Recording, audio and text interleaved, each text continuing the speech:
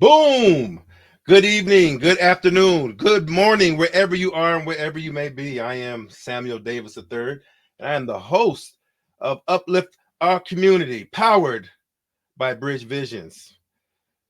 Today, got a lot of stuff going on around my house, as I mentioned to you. So these things always come with me when I'm working on my house and I have ideas and I have thoughts while I'm doing things. And today I thought I'd start out and I'd ask you guys about intentions. What are your intentions? I think last week we spoke on what is how you present yourself, but today I want to talk about intentions. And I say intentions because being that I'm a caregiver right now, so there are certain things I have priorities that I have to do. I have to set intentions for the day. Sometimes, as a homeowner, I set my intentions for the month. Other times, as a businessman, I set things by the week. So I have my thoughts on what are my intentions and how I set them. So when I get up in the morning, I say, how do I set my intentions? I say to myself, okay, I got to do this. I got to do this. I got to do this. And I want to make sure that I get it done right. And if I don't get it done right or don't focus on these things, they're not going to get done. And as I continue to sit back and I tell myself, even thinking right now, why do I set intentions? Should I even do intentions? Because I get myself rattled up because I don't finish these things sometimes. Then I get mad because I set an intention and I don't make the intention. Then I get mad because I say I'm going to set the intention and I don't follow through on the intention. And bam, there's that ever going cycle of I'm going to do it. I'm not going to do it. Anxiety, anxiety, anxiety. I say all this to say as I bring you guys on stage, what type of intentions do you guys set for yourself on a daily basis, weekly basis, monthly basis, or do you do it at all? So that's what I'd like to ask as I bring you guys on the stage here. And I hope that as I'm trying this new format, that you all heard what I said, what I spoke as far as intentions go. All right. There we go. Who want anybody like to jump in ahead first on that? Look at those stone cold faces. Come on, I we're can awake I, here. I can start. Mine is it's pretty simple. There's a book that my best friend gave me is a daily whisper. Essentially, it's interpretation of like the Bible's verses and things like that. So mine, the first thing is read that, and then secondly, just journal for a few minutes, and then I do my stress routines and things like that. But the intention is simple: is to surrender every moment to this moment, and that's it. And that's what I do do more than anything else. And the prayer goal is, it's like I surrender my hope, my dream, my fear to thee, to the highest good of all concern. That's really it every day for the last year. So when you say that and you mentioned stretching exercises, so you do what do you do? You do yoga? You one of those kind of guys? It's Breathing fun. techniques, drinking n- coffee. What is it? I No, mean, no, none of those apply until I finish the stretching exercise. I'm pretty flexible by nature, but you get older, you get stiffer. So I have this routine where that I can like I don't do yoga too much. I just do this. There's like a ball, kind of like a rolling ball kind of thing. right. It's kind of like I can stretch my back out and then and do like leg lift and things like that. My core is pretty strong, so I do that a lot. So the idea is to flatten my back out a little bit, get my hip open up, and then stretch as much as I could. And there's like a routine of like a 12 set, I mean a 12 count of 3 set of Mm, different type of push up that I do. Mostly is mostly stretching my hip. mm, 'Cause That's good. yeah, because that you and I both have knee injuries, right? So it's kind of like a frog thing. It opened up the hip. So that's the physical part. The emotional part is the journaling and the surrendering, and that prayer is pretty much it's just surrendering. So I'll post that prayer up on the channel. It's just Okay. it's a very fundamental prayer about surrendering and aligning with your divinity and surrendering to the highest good of our concern. All right. I figure also you must have picked up some of that stretching from now you used to run marathons, Yeah, so Mm, you got it's you got to stretch yeah. out there. Yeah. It's funny. I don't never stretch at all. I was one of those weird kids. I just get up and run, right? Really? Yep. Yeah. None of those things. None of those until I turned like I think 48, 50 or something like that. And that's what happened. But until then, I get up and sprint, full sprint, no problem. But as the injury happened, specifically like the last injury I had was when I dislocated my hip during the marathon, and that injury stayed with me. And I had two injury in the marathon. One was dislocating my hip, and the other one's broken my foot during the marathon. And Ooh. that one, yeah, yeah. So, but but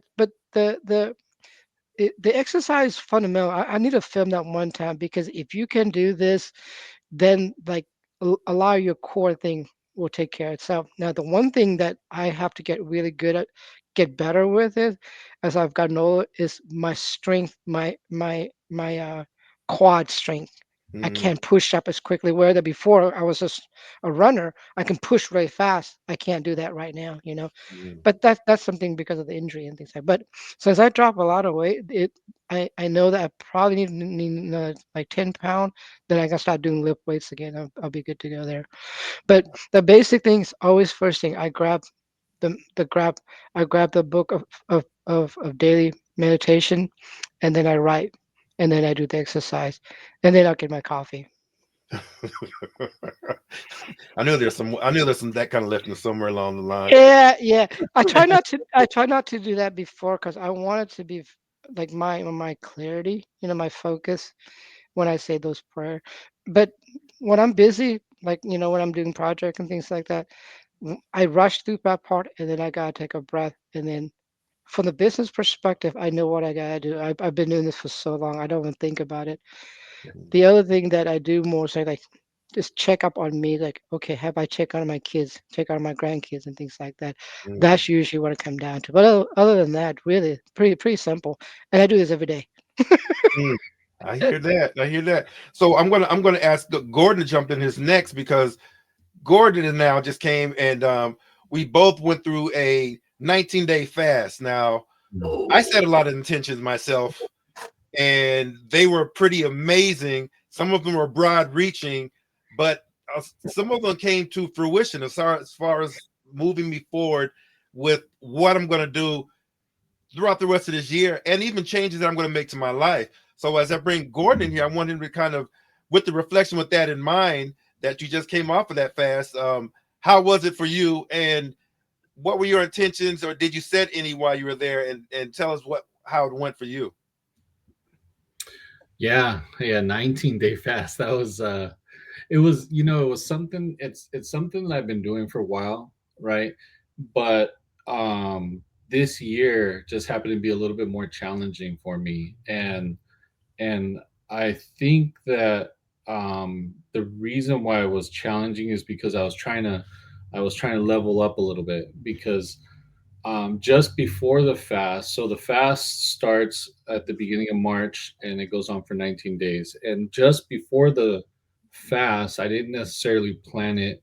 I had been really working on like my nutrition and my diet and what I eat, how much I eat, portion control, things like that, scheduling because my time schedule is a little different, and so to be able to schedule my meals, my snacks, and all of that, so that the main idea is so that I don't go to bed with a full stomach.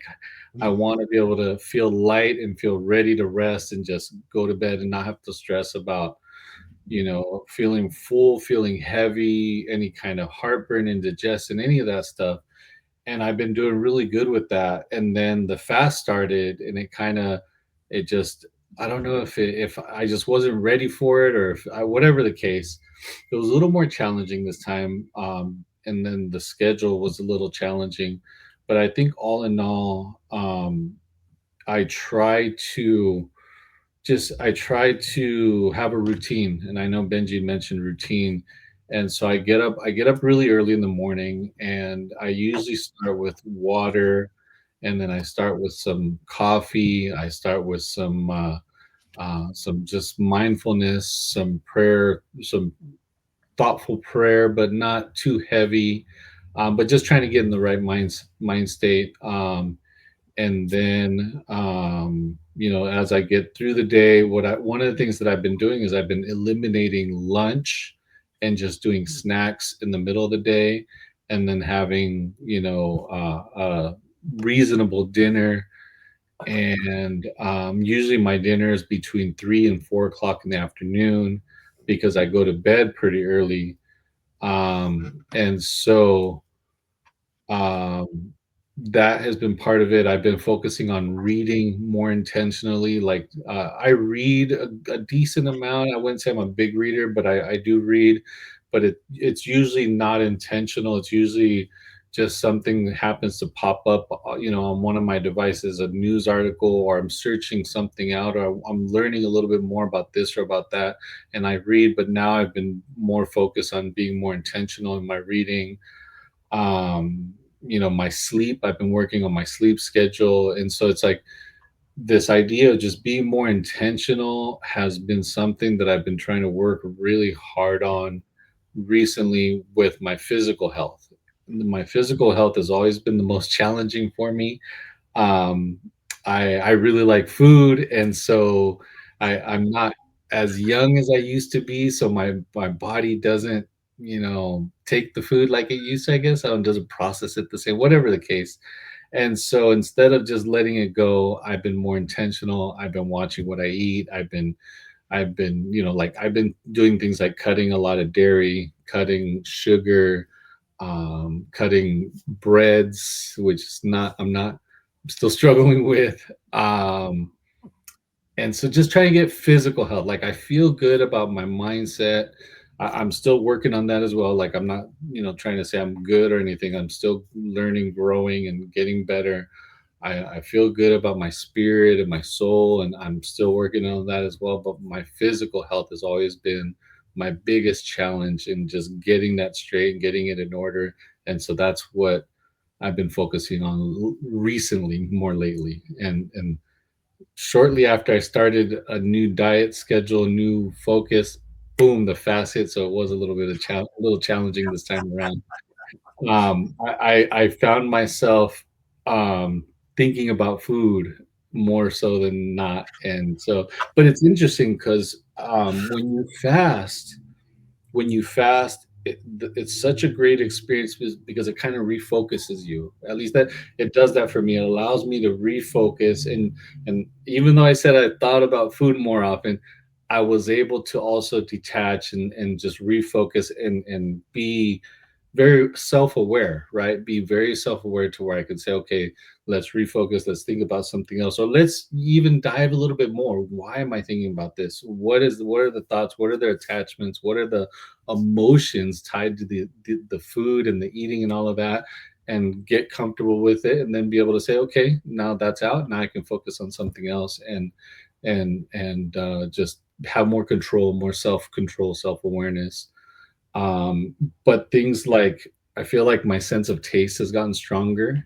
You know, because when you don't eat, things taste differently once you finally say, you know, because fasting was during sunlight hours. And so when the sun came up, there's no more eating. And then when the sun sets, I can go back to having a meal. So food was tasting differently. But one thing that I've been noticing is that I recently had some food that was just some processed junk food, and I didn't enjoy it as much as I have in the past. And so it's almost like my body or my sense of taste is saying, you know what, this is not, you don't, you know, this is not good. It's that craving that you have was a lie, right? And don't eat it. And so it's kind of cool to see that and be aware that these changes are happening. So that was kind of long-winded. My apologies, but intentional, being more intentional is so important. No, that's a great thing. What it is, you actually shown how it's been like you've been through seasons, because when you started it, you started out a certain way and you're like, okay, I'm going to do this. I'm focusing on this. But then you started saying the food started getting to you. You started getting those hungers. And at night you started ingesting. I started recognizing that I shouldn't be eating so late, like you mentioned. I started recognizing that what I'm powering myself with is not really the food like I thought I'd eat a lot and get myself going. It's a mild, slow thing. It's more of a marathon instead of hurrying up and rushing. And then what you really caught me on was the tasting the blandness in processed foods. Just wasn't hitting me right. Was not hitting me right at all. I couldn't get the spiritual food as the feeling out of the food. It was just especially when you're focused on things on high, and then all of a sudden you're doing things and you're feeding your body spiritual or physically. That stuff doesn't match. You're eating graham crackers or something real quick, or marshmallows. Nothing has got nothing in it, no energy whatsoever. I woke up days, found myself just juicing, getting stalks of celery and just running through my juicer and doing some things because I wanted some energy, and it was really something. And you didn't go off at all, because first and foremost, this is a safe space. So this is what we talk about. Women get around corners and they might talk about hair processing and things like that. This is what we talk about here. So it's not about you going off course or anything like that at all. So with that being said, I got to go out through over Dave, because I've been to Dave's house and Karina makes this zucchini bread that we go up there and we go ham over. That is really good that she makes. And man, Dave, what do you do? I mean, I'm getting off course here, but I know it must be kind of tough because Karina's always testing stuff and making new things. And I'm sure she's got new recipes. So how was that for you going on? We're talking about fasting, but of course we want to get it back to intentions as well. But how about you with us talking about this fasting? I can do both. I'm ambimentally, I can do this. So with Karen, going back to Karina, she's got actually I do most of the cooking in the house. Oh. But she does, when she does the cooking, it's like I just stop and I go, yes, ma'am. Yes, ma'am. What do you need me to do? I'll chop shit. I'll do whatever you want me to do. Excuse the French. I'm working on my swearing. I'm, the life of a musician and doing a lot of construction and stuff like that, horseshoer, all that stuff. You just get around rugged people that aren't really refined. Anyway, she does these really good recipes, but it's only like once in a while. She'll go, okay, I'm going to do this and I'm going to cook. Or she likes to bake and she makes cookies and pies.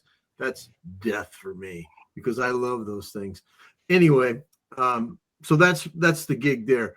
I make a pretty mean dinner. My diet has evolved from when I first left home at 17. I'll just make this a real short window. It went from all the junk food I could eat, because I didn't grow up on junk food. I grew up with farm food all the time. And so I was used to that. So when I got out, I was living in my van and I cruised through these cities playing music all over. I would just stop. I thought I died and gone to heaven with McDonald's, but I didn't realize how much of a toll that was going to take on my body. So somewhere in the 70s or 80s, I really got into the organic eating. I really love avocado sandwiches with bean sprouts, onions, a little bit of tomato, some lettuce, and some veganese on it. Spice it just right, maybe a little bit of cheese. That's been my prime diet for since I was in my 20s. I eat red meat occasionally. I eat chicken and fish. Most of the time, my day consists of this. This comes back to the intentions, Samuel. I get up in the morning at about 5:30, 6:30. That's the range, because I got to feed my cat, and he's real insistent. Animals have a way of being your alarm clock. This is a beautiful cat. I'll show him to you sometime. But anyway, I feed him about 5:30. I get up every day, big glass of water about this big. I power it down, one glass of water, boom. And then I go feed the birds and the crows. I have a routine that I do outside. Then I come back in and I have a cup of green tea with Karen. She'll be up by then. We have about an hour to 2 hours in the morning where we have basically spiritual, philosophical discussions every morning, 7 days a week. We don't have a sense of Monday through Friday because neither one of us have had that schedule our whole lives. So it's just 7 days, and they're all, I don't even know what day it is most of the time. All the people I work with tell me what day it is. That's how I know. Anyway, so then after that, we have a mushroom coffee thing that's real mild on the caffeine, but it's got all the mushrooms in the world that are good for you. So that's how I start my day. We have a piece of toast. Done. She goes off to her shop. I go off to mine. Setting the intentions is pretty much the way it's worked for me. Is I have evolved. I've had the intention of living the way I live right now since I was about 17. I decided I wanted to live just outside of town. I wanted to live in a very bohemian free way. I didn't want to have too many people around me. I didn't want to have a heavy social schedule. And I'm very much into nature and the universe and such things as that. So I do a lot of, I'm surrounded right now with like hundreds and hundreds of acres of nothing, except critters and high chaparral and a big old lake over there. And I like that. So that my intentions are set automatically. When I get up, the first thing I want to do in the day is give thanks for being alive. The second thing I do during the day, I keep a calendar on my desk of what I have to do for the clients. I usually I'm working on 3 to 6 productions at a time. So I usually try to get a little bit on at least half of them during the day. And that way I can keep all the projects moving through the lab. And that way I can keep it going. So my intentions are pretty much set by the work that comes to me. And there's some weeks when I get up, I go to work, I'm probably at my desk after our morning philosophy and maybe a short walk for about a mile. Then I will do my work during the day. I break it about, during the middle of the day, I don't eat anything. And then I break it about 3 o'clock. I have a kombucha and I generally make a salad. You guys ought to eat one of my salads. You guys would just die for my salad. 5-star salads with garlic bread. Oh, this garlic bread is made by this lady in Owanga who does it at home. This ain't no commercial bread. This stuff's excellent. Anyway, yeah, it would corrupt you, Gordon. It would totally corrupt you. I don't know how you feel about it, Benji, but bread is good. Bread is good. Anyway, and I know Sam would eat. Yeah. I definitely can add on to that after you finish. I'm almost done. Anyway, so the intention I have, I used to keep schedules. Now my schedules write themselves. But I've limited myself. I demand that I don't go to work till 10, and I demand that I knock off at 3, and that's my work day. Although every single night when I say I'm not going to do it, I get back on my computer because I love what I do. And I usually work from 3 o'clock till about 8 o'clock, or let's say 5 or 6 o'clock until 8 o'clock, because I take the middle of the day, and that's when Karen and I get back together again and have our philosophical discussions. She's writing a book of poems right now. I'm finishing up a bunch of just contemplation. I take times to sit outside in the bird blind and to sit in here, and I contemplate. My top topics lately have been inclusion and exclusion. Another topic has been allowing, which means, is what you said, Benji, about letting go or the faith issue you brought up. To me, that's allowing, right? I accept everything as it comes, and I don't have a sense that I have to change it or have an opinion on it. Although you do. Everybody has an opinion. But I try not to I try to allow all things so I can learn from me. There's something in it for me somewhere, and I just have to be smart enough to find that little nugget. So I've been collecting nuggets for 74 years, and now I've learned to that everyone has wisdom, and to struggle to try to find your wisdom is our task. Every one of us has to find where our nugget is, and it's not the same for everyone. So we can compare notes, and that's why this is so valuable. Everybody's got a different viewpoint and a different genius that they bring to the table, and that's the long and the short of it. We're all just telling good stories, and our faith base, our politics, our family situations, our cultural norms, those things are almost irrelevant when it comes to your life, your story. There's 3 events in your life. There's a date at this end, and then there's a dash, and then there's another date at this end. This is where you were born. This is your story, and that's where you died. And you've got to write the script. It ain't no one else writing it for you. So I learned that. It took me a long time to figure out how to make my lifestyle pay for itself. That was what I've been trying to do since I was 17. And I think that's what everyone wants to do. And I think we need to be free to think and interact with nature and each other in order for there to be an inclusive culture that everybody can thrive in. And that's what I strive for, and keeping my frontal lobes. Right. Well, there we go. Benji, go ahead and follow up with that, Benji. What's the And bread idea, Benji? no, it's not so much that. The thing I keep forgetting about that, it's been since last year. Remember, I told you I was really sick. The intention was I fast 18 hours a day. That's what it come down to, right? And every month I would do a 36-hour fast. So that really re-energized my body, like you mentioned, Gordon. When I do have a big presentation, I fast. Yeah. Before I go out to a client that I could do a big presentation, I fast. It's like before you go into like a battle, right? You lean out. Your body will naturally Right. be more focused, and that's just like the boxer and those fighters. So that's something that's kind of unique. So that's also intention, right? So those are the key things. Now every day, sometimes it's 16 hours, sometimes 18 hours. Mostly, sometimes it's 22 hours. It depends on what my feelings are at the moment. And the funny thing you mentioned, Dave, about poem. One of the things I've been doing is my intention is to write a poem every day and publish it. I've done that so far for about a month. I missed like 2 days so far. That's And brilliant. so I remember like I think I share that with the Joyful website where I just publish poems. And so I've been doing that pretty well too. So part of my journey is really continuing my writing and continuing my divinity. And that's more important to me. And everything else, like you mentioned, is stay with the intention and discipline. And that's kind of like when you brought up the fasting, like, you know what? Especially male level 50, you don't eat that much. You just got to be able to You're right. focus, Yeah. eat that one good meal. And unlike y'all, I'm in Texas. I eat steak all the time. It is B12 zinc. That's what I'm having tonight.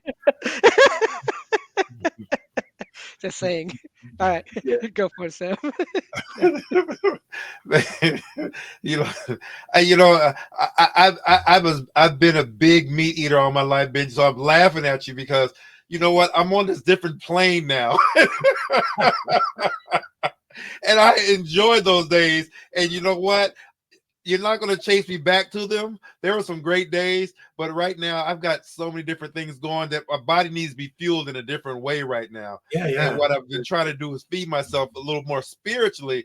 And sometimes, getting that big steak, man, that thing laying you just right and makes you want to lay down too, And I'm kind of like, I want to sit back there and have a steak, but not the way I used to no more. They used to drive me and empower me through things, but now, like I said, this was my first big fast in the faith of Baha'i. And with this fast, some of the intentions that I set, I wanted to find out where God wanted me to go forward at and what direction.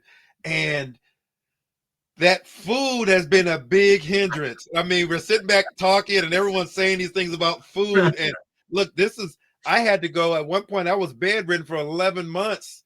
And I blew up to over 300 pounds, and I had to get on I didn't have to, I chose to get on a medically monitored liquid diet, and just to get my weight back down. It was really, really severe. There was a love for food, and that's why Gordon and I hit off so well, because we can sit back here and talk about tacos and different places to get it and what kind of salsas go with this, and man, it's absolute beauty. It is beauty when you sit back and you go to a new taco shop and somebody you're hanging with, and the flavors are just on point. The music is great. Hey, but I've got a solution for that. There's a taco shop here in Escondido called Fats, and it's all vegan. Ah, yes. We talked about that. Well, you We- guys, you're close by. You're invited too, Benji, but you got to get on an airplane, brother. But See, you could we could have a recreational eaters club once in a while, and I can take you to that place, and it will impress you because it tastes. I mean, it's really good, really super good. we've spoken on it several times. The thing is this: between here and that taco place is several dozen different eateries and different styles and different things. And by the time I get to thinking about going over there, I've been stopped 5 stores down from my house. So it's one of those things. It's a tough thing, but again, it's a spiritual battle. It's something that it's my walk, and this fast was for me, and that's I'll eventually get there. Just like there are things that we set intentions of that I never even realized I had actually set. Gordon and I, for over a year, for years, we have been podcasting for years, literally now. We can literally say that. I've been going to this business program here for the last 6 weeks, the Resilient Entrepreneur Program. Going through this program, and I was sitting back as I'm going through what kind of program I want to do in business. I started saying to myself, Benji and I, we met and we started talking about this business, about having a private space to talk for men and whoever comes. And this has been going on for what? We set ourselves that we're going to do it once a week. We got 19 episodes in right now. And it's been absolutely amazing because that was the intention that we set, that each week we were going to do something. Gordon and I have been talking about this app. Gordon brought it up and I said, an app. I was like, wow, you know what? I didn't really think of an app. And all of a sudden it just hits me like the things that I want to do that I'm forming now on my new nonprofit is with the intentions that we have formed out with you, Benji, with you, Gordon, and Dave. I always have you in the back of my heart wherever we go with certain things. Dave is my silent guy, and he's also my spiritual guru in the backside. But all my intentions have all like comic relief. What we're doing here, and each and every one of you all are really important to me because along this path that I've been going and journeying on, each one of you have came a certain way, and as I have put 2 and 2 together, it was intended to happen that way. It was intended to happen that I would talk to Benji, and he brought this up that we have these conversations, and that was like, let's get this thing going with some consistency. It was Gordon that we met years ago, and we started talking about filming and recording. We started doing podcasts in the back of a van on the back of a church, a couple of years back. Doing speaking into a little micro cassette recorder. I mean, it was back then.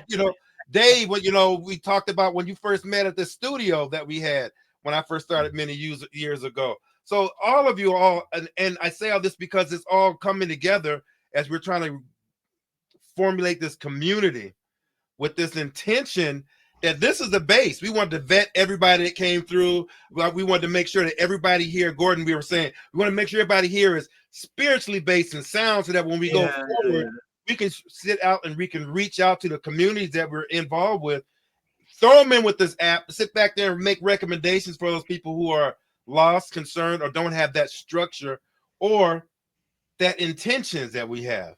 So that's why I brought up intentions. As a former federal corrections officer, I got a lot of guys that came in, men and women.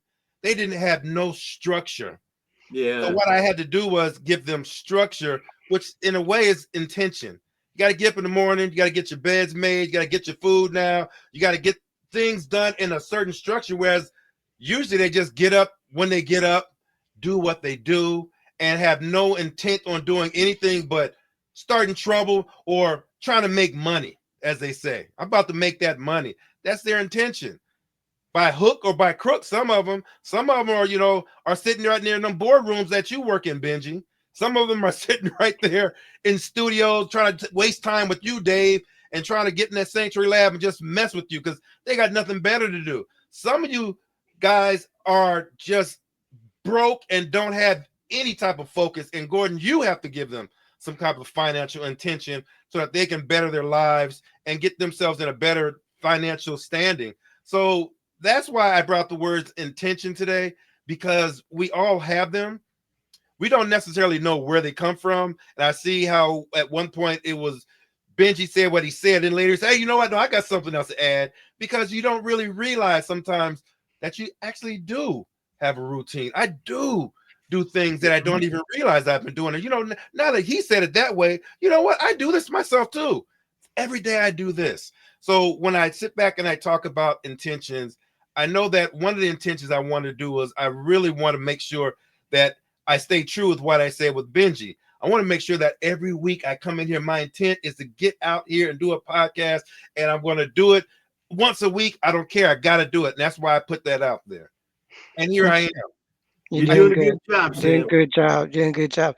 And the thing is also timing, right? It's God Yes. timing, right? Sometimes you got to allow yourself to bake a little bit. You allow yourself to cook a little bit, and get that your maturity grow a little bit. That's part of it. I tell people, allow yourself to grow. Allow yourself to bake. Allow Yeah. yourself to go through the pain, and allow that season to come into your life. Allow the seasoning come into your soul. That's been the toughest part, because that's never easy, and that's part of growing up. But I know for me, I resist intention, discipline since I was a kid. Part of my reason I didn't, my dad, my stepdad's like, you cannot be in the military, because I was not a very disciplined person. But when I focus on something, I focus fully, and that's the thing. So one of the most thing with me, and this, I'm a very motivated person. One thing came out this week, and this kind of threw me into another fit, where like the phrase goes something like this: maximum freedom, comma, maximum responsibility. See, I always want maximum freedom, but I never quite learned how to do the maximum responsibility until now. I'm like, oh, so that's what that means. That's So what gives you the freedom. yeah, yeah, and so that's the reason for that. And then Mhm. these are things, a season and timing and everything. Like Right. I have, like you mentioned with you, Sam, about your podcast, and your life purpose and things like that. It's just God timing and allowing it to happen. That's me surrendering every day, and that's a tough thing, because we grew up with this male ego kind of thing. You can do this on your own and all that. That's a tough, and life humble you when you turn in 50s and things like that. I mean, that's why I was like, I was not joking. I actually was a vegetarian for a long, long time in my 20s and 30s. Mm. So I never drank until in my 30s. I never took a sip of liquor until my 30s. And uh, and so and until then I was pretty much like an Asian diet, very, very high in vegetables and things, and very few protein. And that changed as I got older. For me, right now, like literally when you mentioned you eat a steak and you fall asleep, mine's the opposite. I eat a steak, I'm energized. So it's, it kind of went the other way around. Mm. Those are things that definitely changed in the season of your life for sure. Mm. Yeah, those steaks are celebratory for me. I get hey man, I made it, man. You sit down and eat the steak, man. Man. Listen, y'all today, oh, God, that's what it's for me, man. I gotta do this for Sam. Fair enough. Fair enough. Hey, you got anything to add to that, Gordon? Uh Not necessarily. I like that you brought up intentional, because I feel like a lot of people are an autopilot, and being an auto, you kind of described it. You get up whenever, your day starts with whatever. If you don't really have any plans, any direction, any focus, or anything like that, then you're kind of, at the mercy of what's happening around you, versus you actually taking control of your life and doing something intentional, right?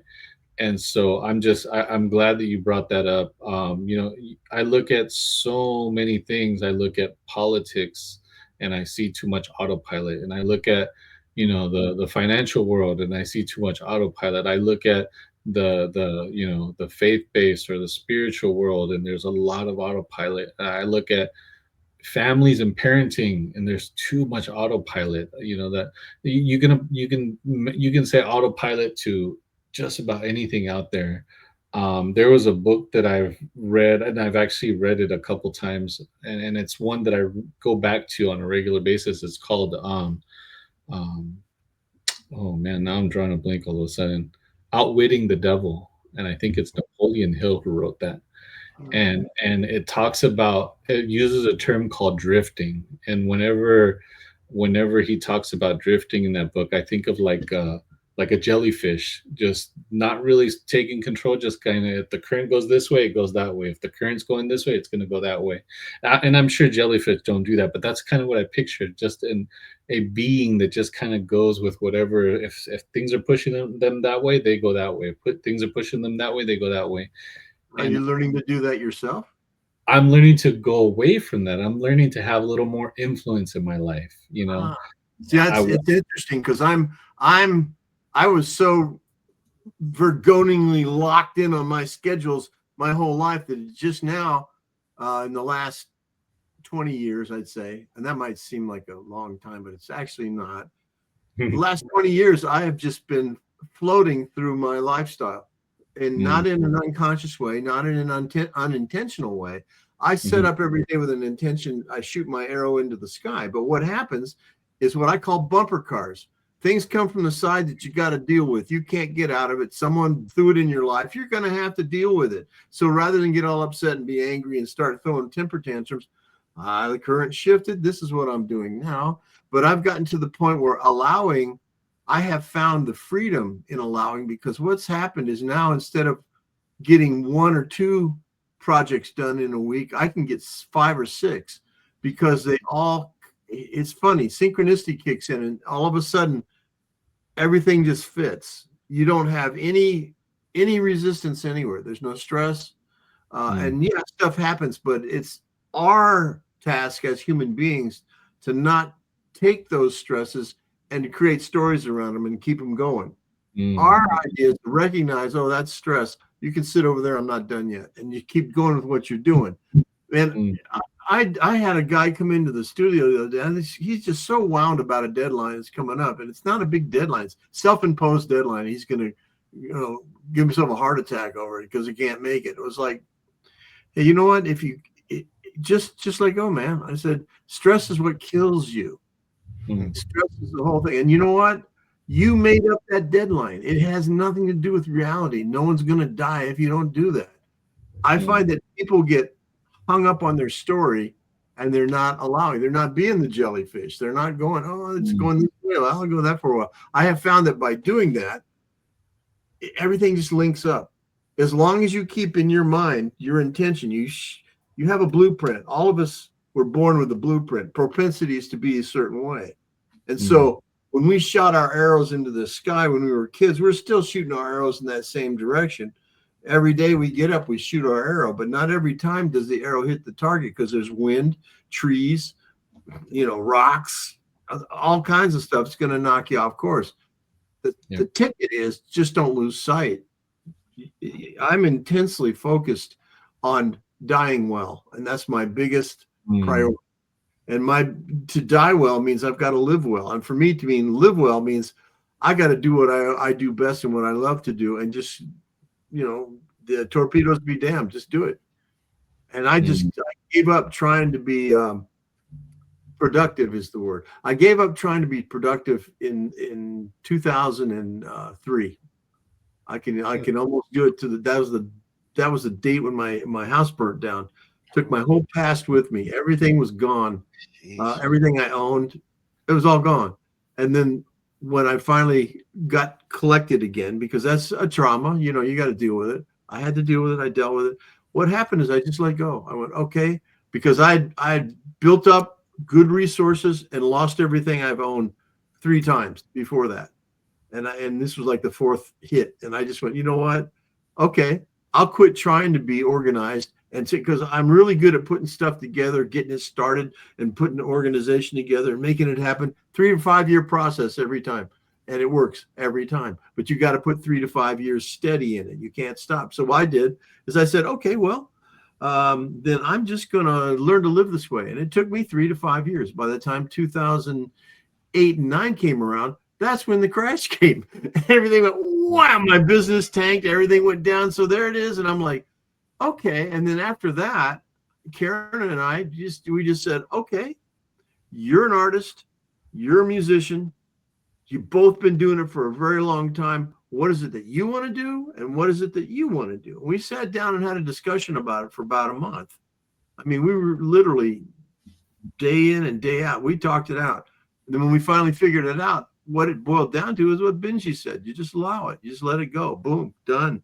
And so we did that. And I have been living that way ever since. Although I do set intentions every day, young Samuel. I do. Well, let me say this, because what you brought up was a key point. You said follow the blueprint, right? Follow the blueprint. But see, here's the thing. When did you find out that the blueprint was the thing you needed to take? When did you find that out? Which in turn tells you that's your intention. Because once you found the blueprint, once I found out that I take money, that I take half of my paycheck and put it in here, and then that way I burn this on, then I got the blueprint. So I want to ask, I'm going to switch it on, throw it on Benji. Yeah. Because Benji's a business guy out there in the corporate world. When did you actually find the blueprint to your intentions? I mean, my God. I always go back and I got to say this, Benji, because it hit me so hard when you sit back and you said that your mother said you're always going to be that peasant thing. Mm-hmm. That thing stings. That sting, right? You were born a peasant, you can stay a so peasant, right? Yeah. So yeah. When did you use that as your firestone or whatever to get you going, or if you did at all? I remember that to the moment, man. I remember that. That was a fight. But what the pattern for me, I remember since I was 3 years old. I always had the divinity of what it's going to take. I always been able to make money is because of that. I allowed the divinity to guide me. The instinct I have when people, society blur me, that's when I got lost. What do you mean blur you? What do you mean blur you?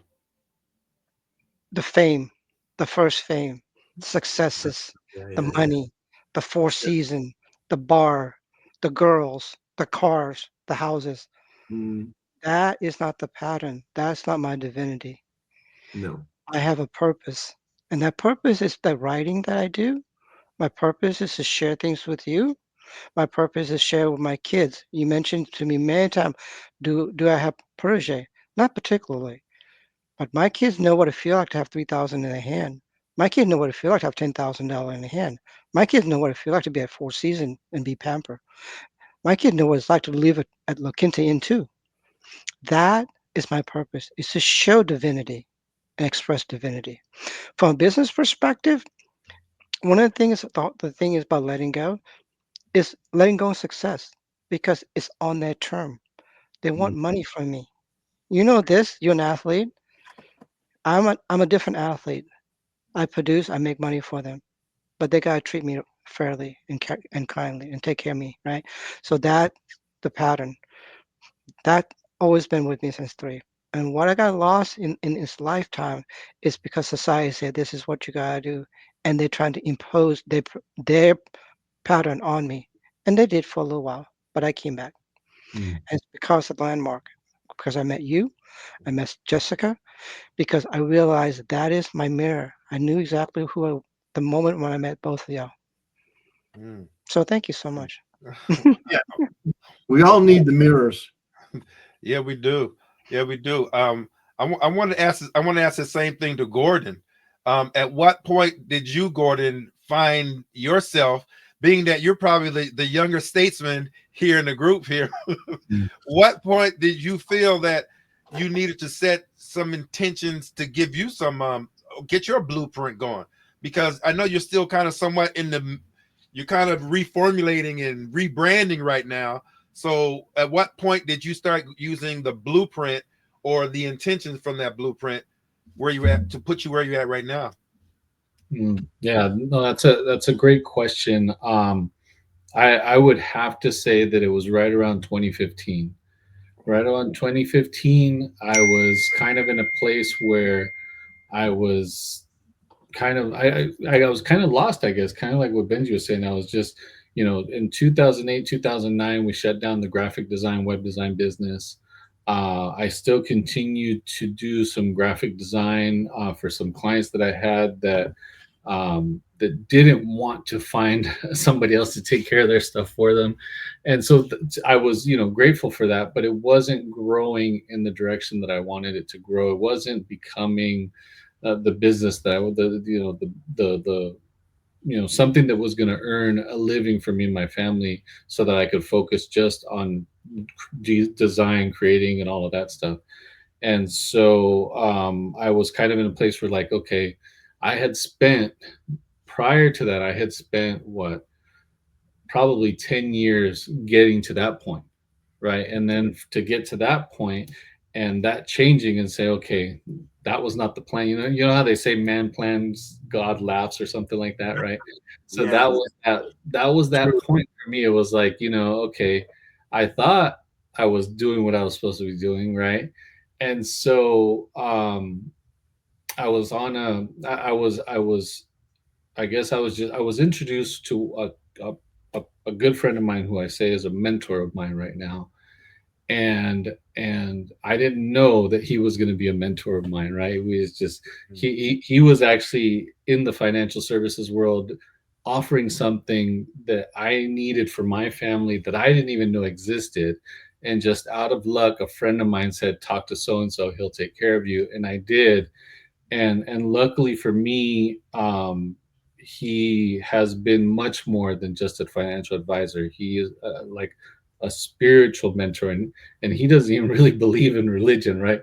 A spiritual mentor, an emotional intelligence type mentor, but just a really good friend, and has just really just opened up my mind to a new way of thinking, a new way of looking at life. And so at that point, I started to move in a direction where I was trying to, I guess, sync up my whole life.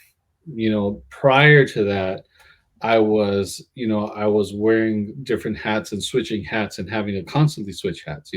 I had my professional graphic designer hat or my business owner hat. I had my hat for my spiritual, my Baha'i faith stuff. I had my hat as a, husband and father. I had my hat as, whatever I was doing in the community or whatever. And so I was constantly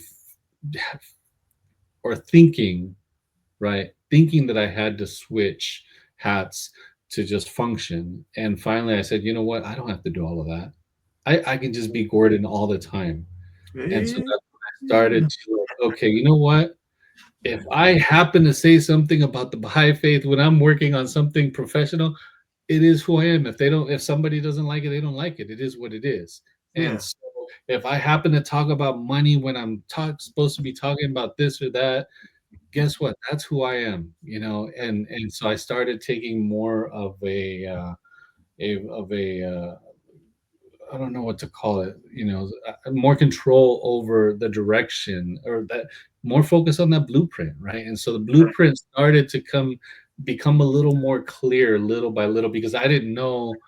I like that you call it a blueprint, because I didn't know there was a blueprint for me. I thought I was this graphic artist, that I was supposed to be an artist, and I was going to earn a living being an artist. Well, you are, and you did. Anyway. Yeah, exactly. In a very different way. And so now I've come around to, from 20, 10 years, another 10 years, right? 20, I didn't think about that, but 2015, 2025, I'm in a place where I am trying to get to where I'm earning a living with all of that encompassed in one. The mind, the body, the soul, educating people on finance, building community, all of that stuff in one person without having to switch and it's very freeing, and little by little I'm getting there. And so I understand your point, Dave, as far as like being able to let go. I'm all for that. Well, your blueprint, all it is everyone always has it, can always see it. It's just that we're so involved in our story, we don't turn around and look at ourselves and go, what gives me joy? What brings me success? What do I do that's effective, that's real, that I want to keep doing, That's your blueprint. It's not a written out plan. It's what your life is evolving all the time. Bumper cars are beating us up all the time. We're trying to raise our families and not die. We're doing all kinds of stuff. Yeah. All the blueprint is letting go and being yourself and not needing permission to do it, because everybody here has the right to be who they are at all times. Yeah. On that note, the blueprint wise, this is my teaching, the Buddha teaching in general. We download our blueprint the first 7 years of our life. We have that blueprint since Oh yeah, it's solid. our life. It's solid. So the society keep trying to change it. It's like like your laptop, the virus trying to get to it. It trying to overwrite your default system, things like that. That's what life happened, and we got into that, and I got into it with big time. First fame was hard for me because I was successful so early, Yeah, and that danger. taste never went away. That was hard for me. That's a And so, danger. Yeah, I had the yeah, same problem. yeah, Early success as a teenager, yeah. and And that it was was like that's what led me down the Donkey Island path for the next 25 years. I had to laugh that one because it's true. Yeah, I mean, what can you say? It's Donkey Island. Smoke cigars, grow ass ears, and not see yourself clearly. Look in the mirror. I am. That was a good. I have to borrow that one. It's not mine. I heard it somewhere. Well, I appreciate that point of view. That point of view of Donkey Island. I definitely have been there, and the interesting thing is, like I mentioned, it's working in the prison system. You see people who have been on that Donkey Island a lot, and it gets to be passe sometimes if you don't really get above it sometimes, because you have to. It can get to you. You can carry that spirit with you. You can walk out of the building. You can go to your grave. What's that now?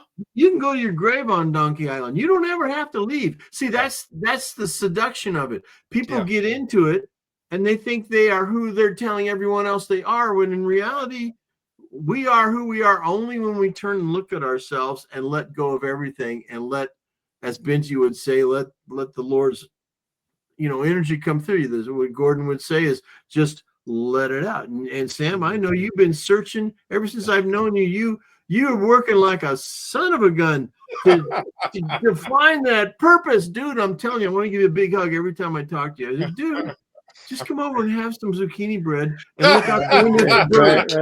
I want a steak. Forget it now. I'll feed you that steak. I will feed you that steak. I think we all agree that we're here to help people get off the Donkey Island. Okay, that's the point of this podcast. I think we ought to make that a pledge to be a member of the community. I wish that Robin was here, because we both went through this program, this avatar course that actually pretty much wipes your mind clean. You get a clean wipe of Donkey Island out of who you think you are. You get it wiped out. But I mean, after I left that course, it was a 9-day intense course, and after that course, it was like I was so wiped clean that when I got into the airport and I'm walking amongst all the people in the airport, I wanted to say hi, like I was like a little baby, and I was like, "Hey, how you doing? That's nice red shoes you got. Hey!" And it was like everybody, get out of my face, get out of my way, get up. And everybody's moving and trying to get around. It was like I got reintroduced back to society again, and it was a really a shocking thing to go somewhere, get yourself uplifted and clean and spiritually clean, and then jump back into the mainstream again. And it really is a horrible feeling. And it's like I get to go back with like what Benji said when we start talking about finding a place where you can actually go and talk about, let's just take a moment and just talk and breathe and release. And okay, now listen, we all good here. So listen, this is what's going on with me right now. Is it going on with you? Hey, maybe we can find some common ground here and we can move forward. But man, let's just take a break right now. Everybody needs to do it every day that are like us, and let's go from there. So that's kind of why, and I'm going to, in closing this because the hours came and went again. There are times we're going to do some longer ones, but I want to stay with the time frame that I mentioned. Give us our hour, and it has came and went. But we started today talking about intentions, and you see where it took us to. It took us to structure and blueprints and steak and tacos and all kinds of things. And I appreciate each and every one of you for this time today. Thank you very much. And we have another one in the books. Take care. We'll see you next one.